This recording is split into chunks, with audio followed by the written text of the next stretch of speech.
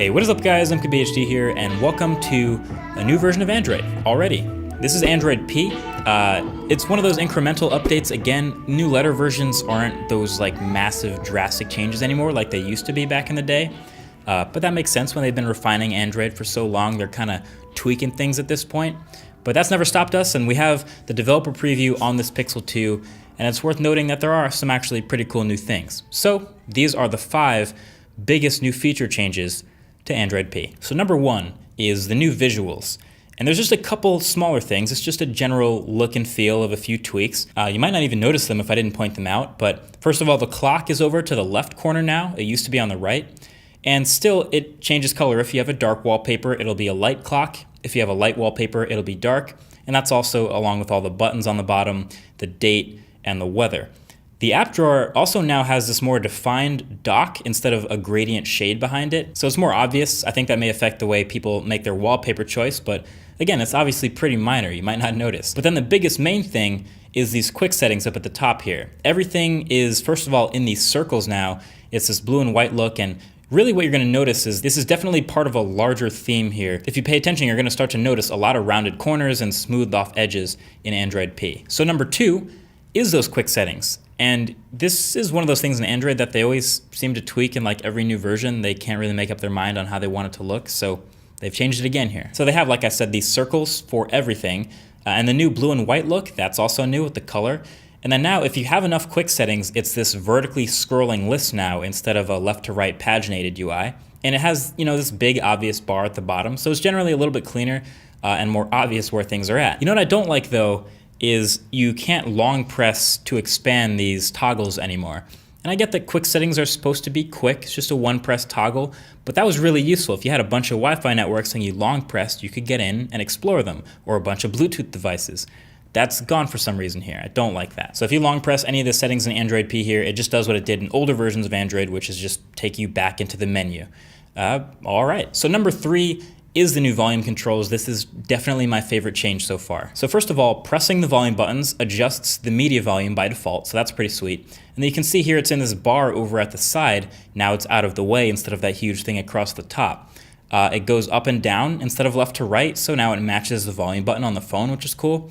I think it could probably be a little bit smaller. Just this whole bar UI is pretty big for just the volume, but overall I like it being over here now. And then there's this button at the bottom to switch between ringer modes, so vibrate or silent or volume on. And then that arrow at the top is to view your connected devices. So if you have some Bluetooth speakers, or if it's connected to your wireless headphones or your car Bluetooth or something, they'll all show up here. So I'm a fan of this layout. And then number 4 is the new settings app. And again, this is one of those things that seems to change in every new letter of Android, but they've changed it again here. So with Android P, they got some color in there. All the icons are big, round, colorful circles on the side. But it's not too cartoonish. I mean, every icon is a different color, but then you get into the actual settings menus and they look the same as they were before, so it's pretty clean. And then up top, again, you'll notice the settings search bar is this super huge rounded, I don't know, it seems like they've rounded every single corner possible. Mixed feelings about this generally. I think it could look cleaner with rectangles, but hey, that's the way we're going. And then number 5, last but certainly not least, is notch support and the developer preview. It's a little more of an indication of our future than it is a feature. So if you go into settings and display and themes, there's actually a couple different themes that simulate a notch at the top of the phone. And so this is so developers can see what their app would look like on a phone that actually has a notch, so they can see what the behavior looks like and make sure everything still works and it's laid out properly. So there's a small narrow notch at the top like the Essential phone might have, or a medium one, or even the big unibrow one like the iPhone X has. So obviously it's weird to have a virtual notch cut out in the top of a phone that already has bezels. But again, this is a developer preview, and this is a tool for developers to make their apps to support the phones that we know are coming that have notches in them. Remember, there's already some Android phones coming out, including the ones that already exist, with a notch in the top. Does this embracing the notch mean Pixel 2 will have a notch? No. But it also doesn't mean Pixel won't have a notch. I don't know, that's just kind of where we're at right now. Welcome to 2018. But yeah, that's the main gist of it. Those are the top 5. I told you it was a small update, but in case you're curious, here are a couple of other interesting things worth noting that are also pretty useful. So when you have rotation lock on in Android P, and you rotate the display anyway, it'll give you a little button in the corner just in case you want to manually rotate what you're doing this one time.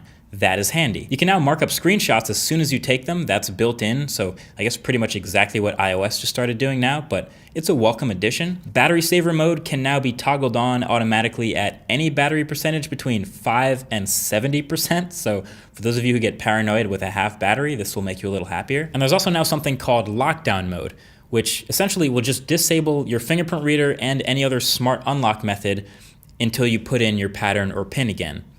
Seems pretty pointless, but if someone could, in theory, walk up behind you and put your finger on the fingerprint and run away, they could get away with your info unless you have lockdown mode on. So again, for those of you who are paranoid. Oh, and text selection now has a sweet zoom lens, which lets you more precisely select text. That is awesome. And also an important behind the scenes change is that background apps cannot use the microphone or camera anymore, or any of the sensors for that matter, in Android P. We'd always wanted that to be a thing that we could individually control, but now that's an OS-wide thing. Again, if we're paranoid, we shouldn't be with Android P. Android paranoid, is that the new? Probably not. But that's basically it. Those are your main changes with Android P. Mostly those little visual tweaks. I think I like the changes for the most part, except for I think those circles are going to take me some time to get used to. As far as the naming goes, we don't know what the P stands for yet. My money is on look at this Easter egg. How could it not be peppermint with all those swirls in the Easter egg? It's got to be. Anyway, I'm going to link an Android Police post below. They do a great job of tearing through new versions of Android when they come out and digging through the code and finding literally every single new feature, whether it's been enabled or not. So if you're interested in the little stuff, I'll link that below the like button. But that's pretty much it. Let me know what you guys think of the big stuff, the new stuff. Thanks for watching. Talk to you in the next one. Peace.